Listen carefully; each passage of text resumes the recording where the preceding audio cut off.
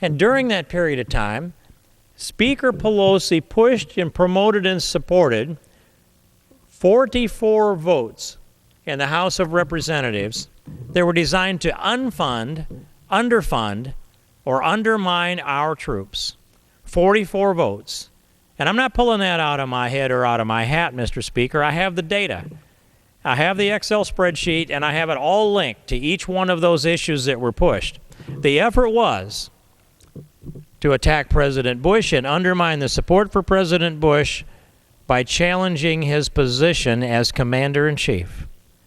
And in doing so, it undermined our military in a time of war when their lives are on the line.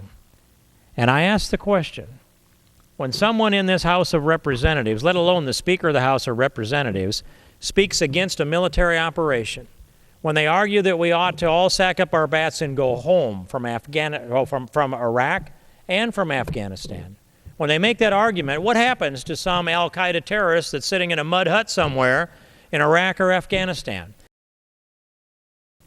What happens in the mind of that al-Qaeda terrorist that's sitting in that mud hut making his bomb, watching Al Jazeera TV, when he sees the Speaker of the House come out on the floor and speak up and oppose the war in Iraq or Afghanistan?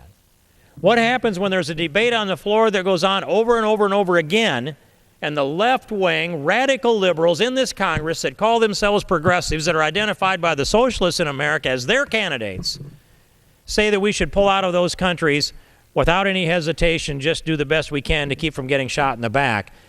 Do you think, Mr. Speaker, and this is a rhetorical question, but do you think that that terrorist is more likely to build more bombs or less, plant more bombs or less, detonate more bombs or less? Are there more Americans lost or fewer Americans lost because the enemy has been encouraged by 44 votes?